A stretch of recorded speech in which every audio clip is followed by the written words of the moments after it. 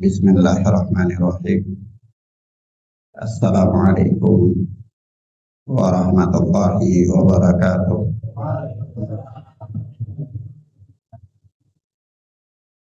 Walhamdulillahi hamdan katsiran thayyiban mubarakan fih kama yuhibbu rabbuna wa yarda. Asyhadu an la ilaha illallah wahdahu la syarika lah wa asyhadu anna Muhammadan abduhu wa rasuluh sallallahu alaihi wa ala alihi wa ashabihi wa man tabi'ahum bi ihsanin ila yaumiddin. Amma ba'd. Ikhwana fid din, a'azzani Allahu wa iyyakum. Kita lanjutkan pelajaran kita dengan kitab Bulughul Maram oleh Al-Hafidz Syihabuddin Ahmad bin Ali Ibnu Hajar Asqalani rahimana wa rahimahullah. Kita masuk pada hadis yang ke-13 menurut cetakan saya, ya, cetakan yang saya pegang. Ya, dia berkata Al-Hafidz Ibnu Hajar Asqalani rahimana wa rahimahullah, an Ibnu Umar radhiyallahu anhu qala, dari Ibnu Umar yang Allah telah meridai beliau dan bapaknya, dia berkata, qala Rasulullah sallallahu alaihi wa alihi wasallam, Rasulullah sallallahu alaihi wa alihi wasallam bersabda, uhillat lana maitatani wa damani, dihalalkan kepada kita dua bangkai dan dua jenis darah. Fa amal maitatani fal jaradu wal hud. Adapun dua jenis bangkai itu adalah al jarad, belalang, wal hud, dan ikan. Hud itu ikan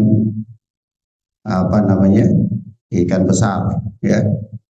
Meskipun demikian, tetapi ini maknanya umum berdasarkan hadis Abu Hurairah radhiyallahu taala anhu, al-hillu maitatuhu, halal bangkai hewan laut itu, ya.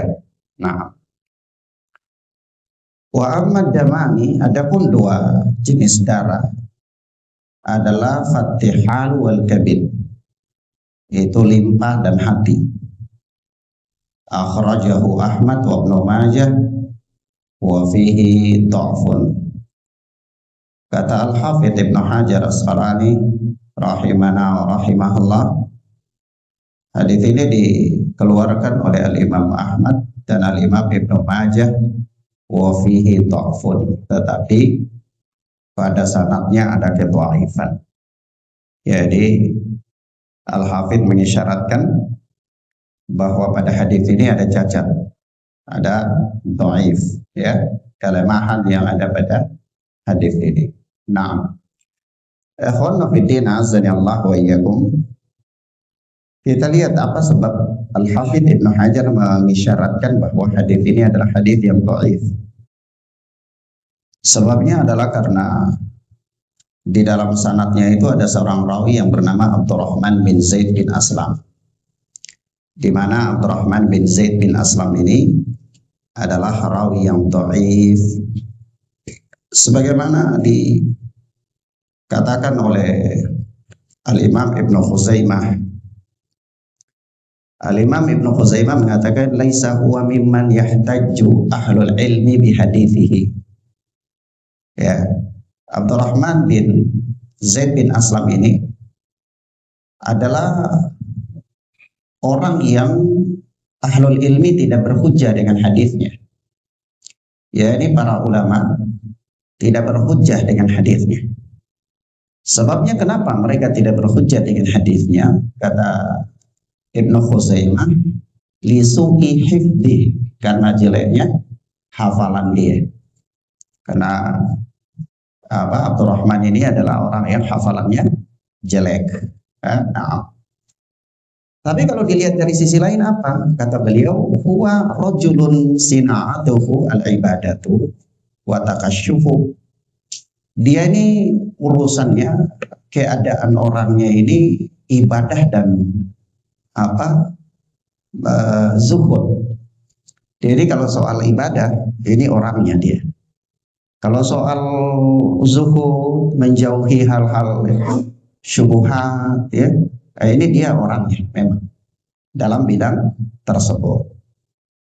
Walaisa min ahlasil hadis, tapi dia ini bukan orang yang menekuni bidang hadis. Bukan orang yang menekuni bidang hadis. Insyaallah ya. Nah, ini namanya jarhnya ini mufassal. Iya. Ini jarhnya mufassal. Yani Al-Imam Al-Hakim menyebutkan cacat orang ini secara terperinci, apa sebab-sebab cacatnya dia. Ya.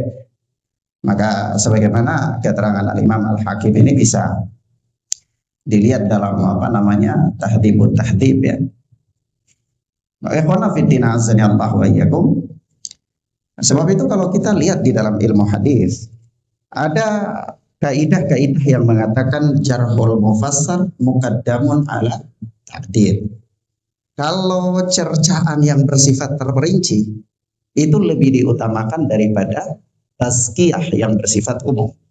Kalau orang dikatakan seorang ini dia bagus, tapi bagusnya apa? Tidak tahu, bagus saja umum. Tapi ada orang mengatakan tidak benar dia itu. Ya, memang dia itu bagus kalau dilihat dari sisi rajin sholat, dia rajin sholat. Ya, kalau dilihat dari baca Quran, dia mungkin bagus, atau dia di saf pertama kalau sholatnya, iya. Tapi kalau soal ini dia demikian. Dia bukan ahlinya di bidang ini misalnya. Bagaimana yang didahulukan? Yang didahulukan adalah al-jarh mufassar, cercaan yang bersifat terperinci. Kenapa? Karena cercaan yang bersifat terperinci itu menunjukkan bahwa orang yang mencerca itu paham benar dengan keadaan orang yang dicerca tersebut. Mahfum ya? Sehingga orang yang memberi ta'dil, memberikan tazkiyah secara umum, itu menunjukkan dia tidak paham benar tentang orang itu. Secara umum saja dia. Sampai di sini paham ya kawan? Nah, maka dari itu ketika dikatakan orang ini dhaif, terkadang seperti Ibnu Lahiyah. Ibnu Lahiyah sebenarnya sebagian ulama ketika membawakan riwayat-riwayat dan melihat di dalamnya ada rawi yang bernama Ibnu Lahiyah, kadang-kadang mereka mengatakan hadis ini dhaif. Sebab ketaifannya apa? Karena ada Ibnu Lahiyah. Dia mukhtalit, hafalannya terganggu. Cukup di situ. Tapi kadang-kadang kita dapati para ulama lain dalam sebagian riwayat mengatakan hadis ini sahih atau hadis ini hasan. Meskipun di dalamnya ada Ibnu Lahiyah, padahal kita tahu ulama ahlul hadis mendhaifkan dia. Ternyata ulama yang mensahihkan hadisnya pada hadis-hadis tertentu merinci. Ibnu Lahiyah ini memang dia hafalannya terganggu, tapi hafalannya terganggu itu setelah perpustakaannya terbakar. Adapun sebelum perpustakaannya terbakar, hafalannya tidak terganggu. Dan orang-orang yang meriwayatkan darinya sebelum perpustakaannya terbakar itu ada Abdullah bin Mubarak, ada Abdullah bin Wahab. Maka kalau orang-orang ini yang meriwayatkan dari Ibnu Lahiyah, maka mereka mengatakan sahih. Kenapa sahih? Karena ini mereka meriwayatkan sebelum hafalannya sang imam ini terganggu. Jadi mereka itu sebabnya meskipun ada Ibnu Lahiyah mereka mengatakan sahih. Kenapa? Dia tahu secara terperinci kondisi hadis tersebut. Mafhum ya? Sampai di sini paham ya kawan? Baik. Kemudian kita katakan sebab itulah hadis ini diisyaratkan oleh Al-Hafidz bahwa hadis ini dhaif. Dan memang hadis ini adalah hadis yang dhaif. Ada mutaba'ah dari hadis ini. Ada dua orang rawi ya. Dua orang rawi yang merupakan saudaranya Abdurrahman ini.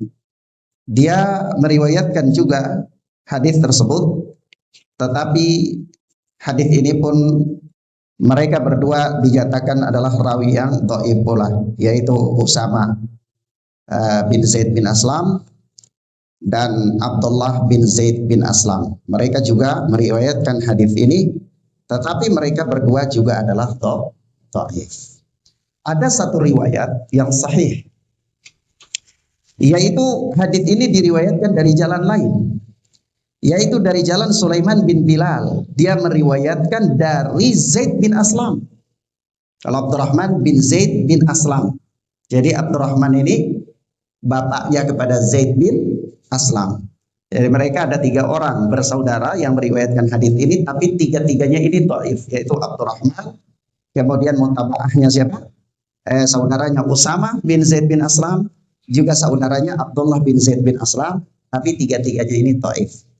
Tapi ada satu jalan yang sahih, yaitu siapa? Sulaiman bin Bilal. Sulaiman bin Bilal meriwayatkan hadis ini dari Zaid bin Aslam, dari Ibnu Umar radhiyallahu taala anhuma, mauqufan, secara mauquf. Yakni dia berhenti pada Ibnu Umar, yakni hadis ini, atsar ini adalah merupakan fatwa Ibnu Umar radhiyallahu taala anhu. Maka dari itu sebagaimana Al-Imam Ad-Daraqutni, Al-Imam Abu Hatim Ar-Razi, kemudian Al-Imam Al-Baihaqi, mereka semuanya menguatkan bahwa riwayat ini sahih mauquf. Sahih apa? Mauquf. Tetapi kita berikan catatan bahwa hadis ini kita terima dia sahih mauquf. Tetapi di dalam hal menghalalkan dan mengharamkan itu bukan haknya Ibnu Umar. Mahfum ya? Kenapa? Karena Ibnu Umar mengatakan uhillat lana, dihalalkan kepada kami. Apakah Ibnu Umar punya hak untuk menetapkan halal haram? Tidak. Karena sahih dari Ibnu Umar, dan Ibnu Umar memang berfatwa dengan mengatakan uhillat lana, dihalalkan kepada kami, maka para ulama mengatakan ini hukumnya adalah hukum marfu. Iya. Terangkat sampai kepada Nabi, karena soal urusan halal haram itu bukan ranahnya fatwa Ibnu Umar. Ya, tetapi itu hadis Nabi Shallallahu Alaihi Wasallam, karena yang berhak untuk menghalalkan dan mengharamkan hanyalah Allah Subhanahu Wa Taala. Kemudian diwahyukan kepada Nabi, dan Nabi lah yang menghalalkan, menyampaikan kehalalan dan keharaman tentang suatu perkara. Maka ini mauquf memang, tetapi dia hukumnya adalah hukum rafi atau hukumnya marfu, hukumnya terangkat sampai pada Nabi Shallallahu Alaihi Wasallam. Mahfum ya kawan? Sampai di sini paham? Baik. Karena hukumnya marfu, berarti boleh nggak berdalil dengan hadis ini, beramal dengan hadis ini? Boleh, karena dia marfu. Jadi status hukumnya mauquf, tetapi hadis ini mauquf sahih, tapi hukumnya marfu'atul hadis. Maka dari situ ada beberapa faedah penting dari hadis yang mulia ini. Faedah yang pertama adalah hadis ini menerangkan kepada kita tentang beberapa hal penting ya, beberapa hal penting.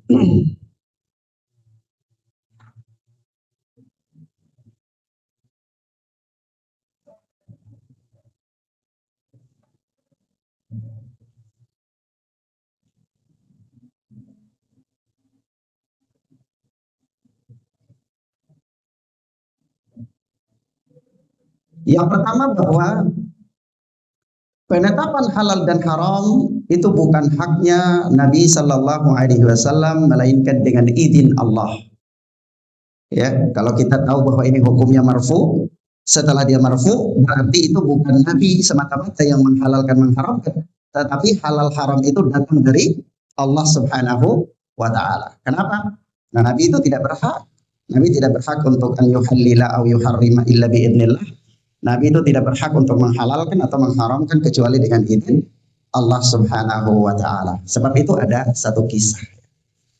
Yaitu kisah apa? Kisah ketika Nabi Shallallahu Alaihi Wasallam melarang para sahabat yang makan bawang kemudian datang ke masjid. Ya, suatu ketika para sahabat itu datang dalam keadaan mereka makan bawang bau. Lalu Nabi larang, barang siapa yang makan dari makanan ini maka jangan sekali-kali dia mendekati masjid kami. Ketika itu sampai ke para sahabat, apa kata para sahabat ketika itu? Hurrimat. Ya, Nabi telah mengharamkan, Nabi telah mengharamkan. Ya.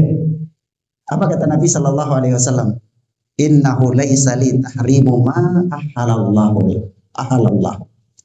Bukan hakku mengharamkan apa-apa yang Allah halalkan. Ya. Ketika Nabi mengatakan barang siapa yang makan dari buah yang jelek ini, dari makanan yang baunya jelek ini, jangan mendekati masjid kami. Para sahabat kemudian mengatakan hurimat, hurimat. Nabi mengharamkan, Nabi mengharamkan. Ini mengharamkan bawang itu. Apa kata Nabi sallallahu alaihi wasallam? Innahu laisa li tahrimu ma halallah. Bukan hakku mengharamkan apa-apa yang Allah halalkan. Berarti menghalalkan itu hak Allah apa hak Nabi? Hak Nabi apa hak Allah? Hak Allah Subhanahu wa taala. Maka ketika Ibnu Umar ini status hukumnya mengatakan uhillat lana, dihalalkan kepada kami, maka itu yang menghalalkan siapa? Allah Subhanahu wa taala. Ya, Allah Subhanahu wa taala. Maka faedah yang pertama kita katakan di sini, dan ini sebagai penegasan bahwa ya, Nabi tidak berhak menghalalkan atau mengharamkan sesuatu kecuali dengan izin Allah Subhanahu wa taala. Kalau dikatakan bagaimana bisanya orang itu dia barangkali jadi mengatakan kan Nabi yang menetapkan syariat. Tidak, Nabi tidak menetapkan syariat. Nabi tidak menetapkan syariat yang mulia ini. Syariat yang mulia ini ditetapkan oleh Allah Subhanahu wa taala. Dalilnya apa? Dalilnya adalah yaitu Allah Subhanahu wa taala berfirman dalam surat Al-Haqqah, walau taqawwala alaina ba'dal aqawil. Kalau dia Muhammad sallallahu alaihi wasallam itu berani berbicara atas nama kami dengan sebagian perkara yang diada-adakan, la akhadna minhu bil yamin. Niscaya kami akan pegang tangan kanannya. Kemudian apa? Tsumma laqatna minhul watin. Kemudian kami apa? Akan putus urat lehernya, itu kata Allah. Fama minkum min ahadin anhu hajizi. Tidak ada seorang pun dari kalian yang mampu menghalangi kami untuk menghukum. Ancaman kepada Nabi. Ancaman kepada Nabi sallallahu alaihi wasallam. Seandainya Nabi sallallahu alaihi wasallam membuat syariat itu datang dari diri pribadi Nabi semata-mata, Allah mengancam walau taqawwala alaina ba'dal aqawil. Kalau seandainya dia Muhammad sallallahu alaihi wasallam berani ngomong atas nama kami dengan perkataan yang diada-adakan olehnya, apa yang terjadi? La akhadna minhu bil yamin, kami akan pegang dia dengan tangan kanannya. Kemudian tsumma laqatna minhul watin, kami putus urat lehernya. Ya. Ancaman dari Allah Subhanahu wa taala. Maka dari itu apa? Al-Imam Az-Zuhri mengatakan risalah minallah. Risalah itu datang dari Allah Subhanahu wa taala. Wa 'ala ar-rasul al-balagh. Kewajiban Rasulullah cuma menyampaikan. Wa 'alaina at-taslim. Sementara kewajiban kami hanya menerima. Enggak usah mikir sana sini, nyari alasan sana sini untuk belok sana sini dari syariat Allah. La yajuz, enggak boleh. Kenapa? Karena kami hanya wa 'alaina at-taslim. Kewajiban kami cuma menerima dan mengamalkan. Nah, mafhum ya ikhwan? Fahimtum? Baik. Kemudian faedah yang kedua dari hadis yang mulia ini adalah husnu ta'limir Rasulillah sallallahu alaihi wasallam fi ilqaihi al-khitab. Ya, baiknya, bagusnya Nabi sallallahu alaihi wasallam dalam menyampaikan pelajaran. Ya. Kalau Nabi menyampaikan pelajaran kepada ketika beliau melemparkan pelajaran kepada para orang-orang yang mendengar, itu bagus cara beliau dalam penyampaian. Di mana sisinya? Sisi penyampaian Nabi. Sisi penyampaian Nabi bagusnya itu di sini. Nabi menyebutkan secara umum, kemudian Nabi menyebutkan secara rinci. Yaitu apa? Uhillat lana maitatani wadamani. Dihalalkan kepada kami 2 jenis bangkai dan 2 jenis darah. Umum apa enggak? Umum. Tafsirnya apa? Wa amma maitatani, adapun 2 darah itu adalah apa? Al-jarad wal hut, belalang dan ikan. Wadamani wa amma damani, 2 darah itu adalah at-tihalu wal kabid, yaitu limpah dan hati. Jadi penjelasan rinci. Maka dari itu para ulama membuat kaidah ya, yaitu bil ijma'i tsumma tafsil, yakni Nabi sallallahu alaihi wasallam menyampaikan secara umum kemudian secara rinci. Itu apa ada enggak? Ada nggak Nabi Shallallahu Alaihi Wasallam menyampaikan yang demikian itu tuntunannya ada nggak dari ayat dari Al-Quran? Ada nggak? Ada. Ada banyak sekali dalam ayat seperti itu. Bahkan dalam surat Hud, Allah Subhanahu wa taala berfirman, "Kitabun uhkimat ayatuhu tsumma fussilat." Ya, berarti kan? Kitabun uhkimat ayatuhu. Kitab Al-Qur'an itu apa? Disusun ayat-ayatnya ya secara rapi, tsumma fussilat, kemudian dirincikan, disebutkan secara rinci. Disebutkan secara umum ayat-ayatnya rapi, kemudian datang ayat-ayat yang bersifat tafsir. Ya, maka kata para ulama kaidahnya apa? Sebagaimana dikatakan oleh Al-Allamah Ibnu Utsaimin rahimahullah dalam Fathul Jalali wal Ikram, kata beliau, "Fal ijmalu thumma tafsiru la syakka annahu min asalibil balaghatil baligha." Ya, yakni cara penyampaian dengan menyebutkan yang umum kemudian yang rinci, tidak diragukan lagi itu adalah gaya bahasa yang sangat tinggi nilai balaghahnya. Nilai apa? Balaghahnya. Banyak sekali ya ayat-ayat yang demikian. Ya. Maka orang kalau suka bicara dengan kalimat-kalimat multi tafsir, ya, itu orang yang tidak baik cara ngomongnya. Orang yang kalau selalu ngomong dengan kalimat-kalimat yang multi tafsir itu orang yang suka membuat fitnah. Suka membuat fitnah. Makanya dari itu di dalam Muqaddimah Sahih Muslim itu ada beberapa peringatan, di antaranya perkataan dari Ibnu Mas'ud radhiyallahu taala anhu, di antaranya perkataan dari Ali bin Abi Thalib, yaitu apa? Berbicara dengan sesuatu yang dipahami oleh lawan bicaramu dan tidak ada apa makna-makna yang multi tafsir. Sebab apa? Apakah engkau mau ya manusia itu jadi kacau setelah mendengarkan pembicaraan? Oh, kamaja. Iya, ada orang dia bicara indah, sejuk di hati. Tapi begitu selesai dia bicara, orang bingung. Kayaknya maksudnya begini nih. Yang satu lagi maksudnya begini. Satu lagi maksudnya begini. Yang satu bilang, "Wah, bukan begitu, itu maksudnya gini." Akhirnya orang berantem gara-gara kata-kata dia. Mahfum gak? Isma'u, ya ikhwan. Isma'u. Dengarkan, ya. Fahim tuh. Jadi kalau ngomong itu pasti tegas lugas. Jangan hanya sekedar mau nyari ambil hati orang, ngomong dengan bahasa yang ambigu. Orang akhirnya nggak paham apa maksud dia ini. Tapi soal sejuk ya sejuk, ya.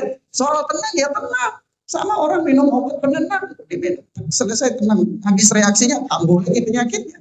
Ya, maka Nabi Shallallahu Alaihi Wasallam dalam mengajar itu bahasanya pasti lugas, tegas, calm. Kalau ada hal-hal yang umum dijelaskan dengan apa? Rinci. Supaya apa? Tidak terjadi fitnah setelah kalimat-kalimat itu keluar. Paham ya? Nah. Kemudian akhwana fiddina azani Allah wa iyyakum, faedah yang berikutnya dari hadis yang mulia ini menunjukkan kepada kita terlalu banyak pakai kitab jadi sabar, harus lihat dulu. Ya, tunggu. Yaitu apa? Hadis ini menunjukkan kepada kita tentang halalnya apa? Al-jarad, bangkainya belalang itu halal. Tentunya ini adalah hukum khusus daripada hukum umum. Hukum khusus daripada hukum umum maksudnya apa? Hukum umum Allah Subhanahu wa taala mengatakan, "Hurrimat 'alaikumul maitatu wa damu wa lahmul khinzir." Dihalalkan bagi kalian apa? Al-maitah. Diharamkan bagi kalian al-maitah, bangkai. Bangkai halal. Umum apa rinci? Umum. Apakah semua bangkai itu haram? Tidak. Ada hukum rincinya. Apa rincinya? Salah satunya di sini adalah al-jarad, hewan belalang. Iya, belalang itu bangkainya halal. Bangkainya halal. Yang kedua apa? Ikan. Kalau ikan berdasarkan hadits Abu Hurairah radhiyallahu taala anhu yaitu apa? Huwa tuhuru al-hillu ama'uhu al-hillu maitatuhu. Halal bangkainya dan apa? Airnya suci dan mensucikan. Tapi kalau belalang hewan darat bangkai hewan darat itu halal apa haram? Hah? Haram. Umumnya bangkai hewan darat itu haram, kecuali yang dikecualikan oleh syariat. Nah, salah satu yang dikecualikan oleh syariat, nanti kita sebutkan pendalilan lain dari hadits ini, adalah yang pertama al-jarad. Al-jarad hewan laut apa hewan darat? Hewan darat, belalang hewan darat. Maka ikhwan fillah azani Allah wa iyyakum, ini adalah hukum khusus daripada nas Al-Qur'an yang bersifat umum, yaitu menunjukkan kepada kita tentang hewan darat bangkainya halal, yaitu belalang. Berkaitan dengan kalau ditanyakan, Ustaz, apa hikmahnya belalang itu halal bangkainya? Iya. Kalau bangkai belalang halal, iya. Najis bukan? Nah, bukan. Kalau najis atau makan najis nantinya, ya kan? Jadi kalau dia halal berarti dia bukan najis, ya kan? Nah, baik. Kalau ditanyakan apa hikmahnya belalang kok halal? Ya. Jadi ada satu pertanyaan begini disebutkan di dalam Fathul Jalali wal Ikram oleh Syekh Ibnu Utsaimin rahimahullah. Jadi Syekh Ibnu Utsaimin itu punya syarah Bulughul Maram itu saja ada dua. Ada Mukhtasar Syarah Bulughul Maram sendiri, ada Fathul Jalali wal Ikram. Jadi syarah Bulughul Maram Syekh Ibnu Utsaimin itu ada 4 jilid, tapi Fathul Jalali wal Ikram itu ada 9 jilid. Itu dua-duanya syarah Bulughul Maram. Jadi kalau antum baru 1 kali tamat Bulughul Maram, ya jangan anggap sudah tamat. Syekh Ibnu Utsaimin saja syarahnya ada 2. Berarti beliau melemparkan pelajaran itu ada 2 kali dengan bentuk ya, satu sederhana, satu lebih luas. Iya. Jadi belajar itu bertahap. Artinya begini, kitab-kitab itu kita pelajari dia secara bertahap. Ini saya mau kasih faedah tambahan ya. Jadi ada kitab yang kita pelajari itu secara ringkas. Nanti kalau sudah tamat, sudah tahu apa isinya, dipelajari lagi yang kedua dengan pembahasan yang agak sedikit panjang. Kalau sudah tamat, sudah tahu sedikit, dipelajari lagi dengan yang ketiga dengan pembahasan yang lebih luas lagi. Iya, ini antum belum tamat 1 kali aja udah langsung jadi guru. Iya. Orang yang tamat 2-3 kali belum bisa dia, ya. Apalagi kita antum udah tamat kitab ini belum disuruh belajar nggak mau, ya. Masya Allah. Padahal apa, belajar itu untuk antum sendiri, untuk kemaslahatan antum. Antum belajar karena tidak kaya, karena nggak sukses. Ya, antum belajar ya untuk antum, bukan kecuali antum belajar lalu saya jadi kaya raya, itu manfaatnya untuk saya. Ya. Tapi kalau antum belajar faedahnya untuk antum, ya disuruh belajar ya belajar, ya disuruh belajar. Ada satu pertanyaan disebutkan oleh Al-Allamah Ibnu Utsaimin dalam Fathul Jalali wal Ikram begini. Wa idza qala al-qail, wa idza qala qailun, apabila seorang itu dia bertanya begini, mal hikmatu anna maitatahu tahillu wa huwa hayawanun bariyyun ya'ishu fil barri ya'ishu fil barri, yani bagaimana, apa hikmahnya bangkai jarad itu halal, bangkai belalang itu halal, padahal wa huwa hayawanun bariyun ya'ishu fil barri, yani dia adalah hewan darat yang dia hidup di daratan. Kalau hewan laut maklum, kalau hewan darat ini dia hidup di darat. Apa hikmahnya? Maka kata Syekh Ibnu Utsaimin, halal ulama, para ulama berkata, al hikmatu fi dzalik, hikmah dalam hal itu adalah annahu laisa lahu damun, dia tidak punya darah yang mengalir. Dia tidak punya darah yang apa? Yang mengalir. Nanti antum bilang, Ustaz, kalau begitu semut gimana? Kalau begitu lalat gimana? Iya. Karena dia nggak punya darah yang mengalir. Ya, paham ya? Tapi kata para ulama begini, al hikmatu fi dzalika annahu laisa lahu damun. Dia tidak punya darah yang mengalir. Wa aslu khubthil maitati ihtiqanu dami fiha. Karena alasan, kata para ulama begini, alasan bangkai itu haram adalah karena tertahannya darah, tertimpunnya darah pada tubuhnya, ya, tertimpunnya darah pada tubuh bangkai itu. Walidzalika idza unhirat damu wa matat sarat halalan. Sebab itu apabila darah yang tertampung pada hewan itu dikeluarkan, ya, sehingga dia jadi bangkai, maka bangkainya halal apa haram? Antum ada hewan kambing, kalau antum lemparin ke dinding, boom, mati, halal apa haram? Darahnya tersimpan. Tapi kalau antum sembeli, keluarkan darahnya, halal apa enggak? Nah, itu hikmahnya. Itu kalau dia punya darah. Tapi karena dia nggak punya darah, jadi halal nggak? Dia nggak punya darah yang mengalir, jadi belalang itu kata para ulama, itulah salah satu hikmahnya. Dia belalang itu dia halal. Paham ya, Pak? Mahum ya? Baik, pertanyaan berikut, bangkai belalang itu najis apa bukan? Hah? Bukan. Baik, barakallahu fikum.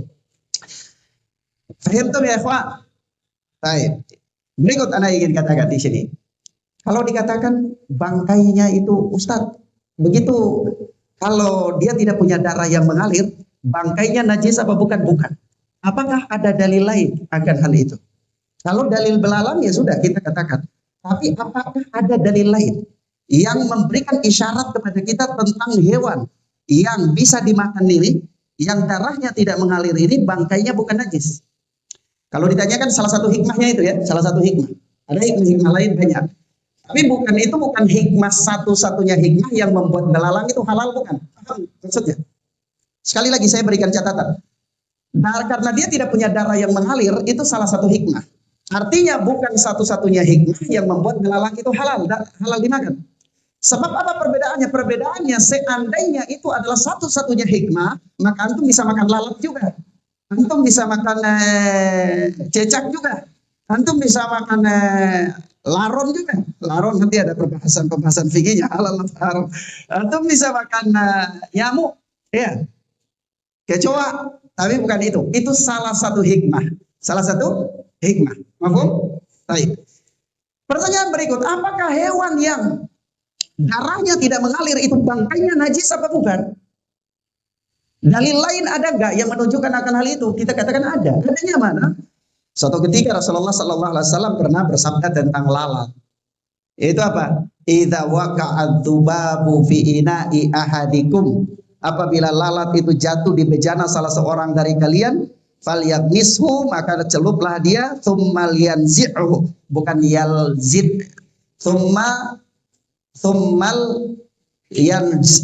bukan lamnya bukan sukun, lamnya diberikan harakat kasrah. Itu dia lam apa? Lamul amr, dia lamul amr, bukan lam ta'lil. Liyanzidhu, ya, yaitu kemudian dia buang dia. Pendalilannya apa? Pendalilannya mungkin nggak lalat itu jatuh di bejana seseorang di dalam air minumannya itu? Mungkin nggak kalau airnya panas? Hah? Apa semua orang tuh minumnya wajib air dingin atau ada nggak air panas? Ada kemungkinan air panas nggak? Asumsinya ada kan? Itu berarti lalat jatuh di minuman salah seorang dari kalian tidak mesti di minuman yang dingin. Iya nggak? Ketika masuk dicelupkan dalam minuman yang panas, kemungkinan kalau lalat itu mati karena minuman yang panas. Hah?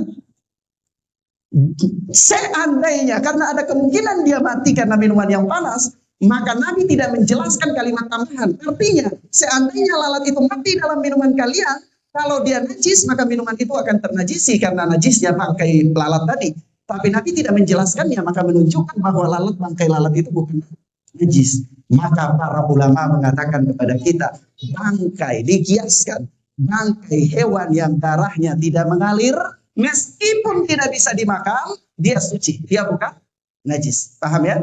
Dapat bangkai cecak di tangan, najis enggak? Dapat bangkai nyamuk, najis? Bukan. Dapat bangkai lalat? Bukan. Dapat bangkai apa? Kecoa, najis bukan? Bukan. Mafhum sampai di situ? Fahim tuh ya kawan? Mafhum? Tayyib, barakallahu fikum. Sampai di situ paham ya? Sampai di situ antum paham? Tayyib. Faedah yang berikutnya, saya mau kasih satu faedah tentang hewan laut. Hewan laut secara khusus.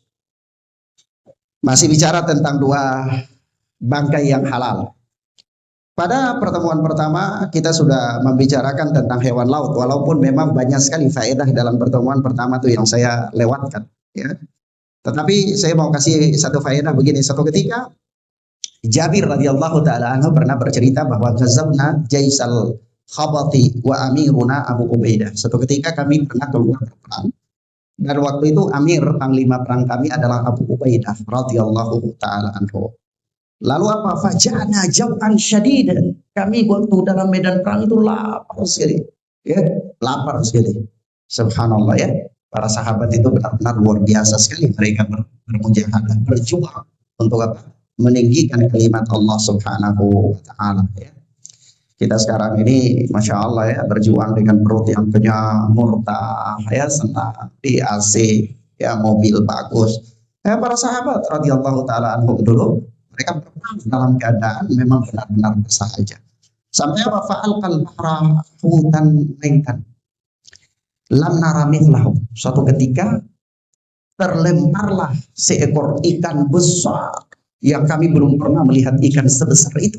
Kata Jabir radhiyallahu taala anhu. Yuqalu lahu al-ambar. Kalau orang Arab namakan ikan itu ikan al-ambar. Enggak tahu ikan al-ambar ini ikan apa? Mungkin apa? Paus kali ya. Nah, kemudian apa? Fakal Nabi nulis fasyahrin, maka kami makan ikan itu selama setengah bulan perjalanan habis. Subhanallah ya. Tapi jangan antum kira makannya sahabat itu kayak makan kita. Ya kalau kita makan gunung sih. Ya. Makan para sahabat subhanallah. Kita habiskan ini ya. Kemudian apa yang terjadi? Fa'akhadha Abu Ubaidah alban min idhamihi famarra ar-rakibu tahta. Abu Ubaidah ambil satu tulangnya ikan itu. Dia letakkan ikan tulang itu, pengendara kuda bisa lewat di bawahnya. Saking apa? Gedenya apa? Tulang ikan itu kalau bikin untuk apa jalan naik sepeda bagus ya. Masya Allah ya. Nah, saking gedenya ikan tersebut. Maka ikhwan fillah azza Allah wa ikum. Begini, falamma qadimna al-Madinah dzakarana dzalika lin-nabi sallallahu dzalika lin-nabi sallallahu alaihi wasallam. Kalau dzakarana nanti najat di maf'ulun bih.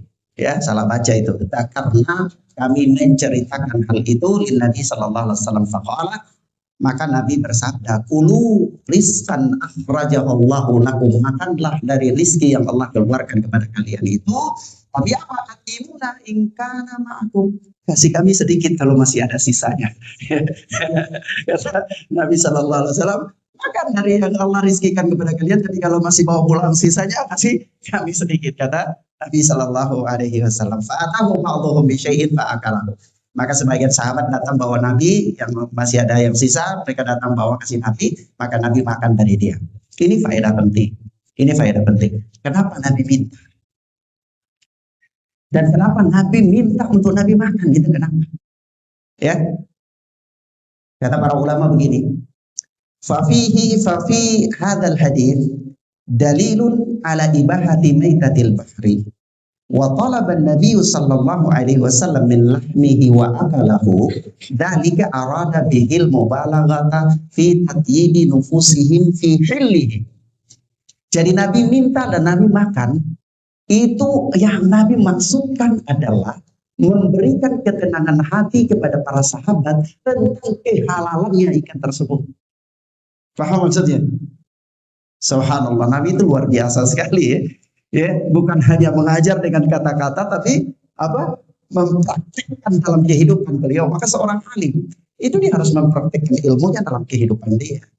Sebab itu ketika katakan begini, kadang-kadang kita kalau belum tahu masalah, itu kita lihat apa yang dilakukan oleh orang alim, itu bisa jadi dalil. Kenapa? Kenapa? Karena umumnya orang alim itu dia mengaplikasikan ilmunya dalam kehidupan dia. Maka sangat tercela sekali kalau seorang alim dia tidak mengaplikasikan ilmunya dalam kehidupan dia. Makanya dari itu ada kaidah begini, al-alim hujjah. Seorang alim itu adalah hujjah, dalil liman lam ya'lam, bagi orang yang tidak tahu. Kenapa? Karena umumnya alim itu konsekuensinya dia harus beramal dengan ilmu. Jadi seorang alim jangan menganggap remeh hal-hal berkaitan dengan ilmu. Kadang bagi orang awam mungkin biasa, tapi bagi orang alim dia harus ketat terhadap dirinya. Dia harus ketat. Kenapa? Karena dia apa? Dia qudwah. Dia qudwah. Ya. Nah, maka ikhwan fillah azanillahu wa iyyakum, maka dari itu kata para ulama, wa annahu la syakka fi ibahatihi wa annahu yartadihi li nafsi. Nabi makan dan Nabi membolehkan ikan itu untuk dirinya, ini untuk menghilangkan keraguan pada diri para sahabat tentang kehalalannya. Baik, ikhwan fillah azanillahu wa iyyakum, inilah beberapa hal yang bisa kita sampaikan berkaitan dengan hadis yang mulia ini.